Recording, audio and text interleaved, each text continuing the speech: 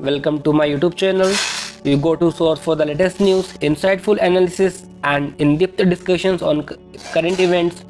If you're passionate about staying informed, you are in the right place. Don't forget to like the video and subscribe to the channel so you are never miss an update. Let's dive into today's news. Ranking each Michigan football game in 2024 by difficulty, we are under 2 weeks away from seeing Michigan kick things off as defending national champions. The Wolverines will take the field on August 31st against Fresno State under the lights. The Wolverines have one of the more difficult schedules in college football this year, let alone in the Big Ten. But if Michigan hopes to get back into the college football playoff, it will need to take care of business and hope to get to 10 or more wins. I'm going to examine the Wolverines' 2024 schedule and rank it by difficulty. Here's how I rank the Michigan football schedule from the least difficult to the toughest game. Arkansas State is coming off of a 6-7 2023 season. While the Red Wolves aren't the easiest opponent Michigan has faced in the past few seasons, they shouldn't be any test for the Wolverines. Michigan will likely have some backups in the game by the second half during the Week 3 tilt. The Golden Gophers are also coming off of a 6-7 season, and I'm not very high on this year's Minnesota team in the new-look Big Ten. Michigan does have the Gophers sandwiched between USC and Washington, but the Wolverines will be ready for Minnesota. Once again, I don't think Minnesota will present much of a challenge. Kurt Signetti, while full of confidence, is taking over a bottom-seller Big Ten school. The Hoosiers have struggled to remain relevant in the Big Ten, and Signetti went out and landed several players from the transfer portal. How he will do in the Big Ten remains to be seen, but the Wolverines will want to leave no doubt against the former James Madison coach. Fresno State is no gimme. The Bulldogs have won 9 or more games the past 3 seasons, and Fresno State is known for its high-octane passing attack. With it being a Week 1 game, the new-look Michigan secondary will be tested early. But at the end of the day, Michigan should easily take of business. The stadium will be rocking for Michigan's first game under the lights. The Illini were 5-7 last season, and there isn't much reason to believe Illinois should make a big jump in 2024. The Illini have a good enough quarterback in Luke Altmaier, but mistakes have hurt him in the past. While the Illini are going to wear really cool helmets against Michigan, it won't be enough to pull off the upset. Being in Illinois gives the Illini a little stock in my rankings.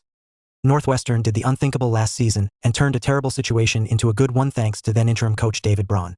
Braun won the Big Ten Coach of the Year award after taking over for Pat Fitzgerald. He led the Wildcats to 8 wins a season ago. While I don't think Northwestern will win 8 games again this season, I look at this being a potential trap game for the Wolverines. It's the week before Ohio State and Michigan will have to be focused on the scrappy Wildcats.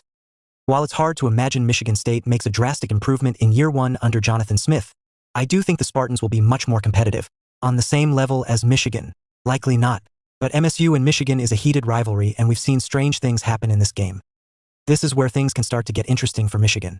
The Wolverines will travel out to Washington for a likely primetime game. To make matters even more interesting, it's a rematch of last year's national title game. Neither team looks the same as last year, but Washington has an entirely new look. Almost its entire roster will look different. But Coach Jedd Fisch did a good job filling out the roster and brought in former Mississippi State quarterback Will Rogers. Rogers is a prolific passer who can put up some serious numbers. Michigan will likely be a sizable favorite, but this won't be an easy task for the Wolverines. We know all about USC's offense.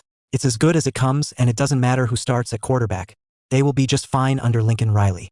The issue with a Riley-led team is the defense.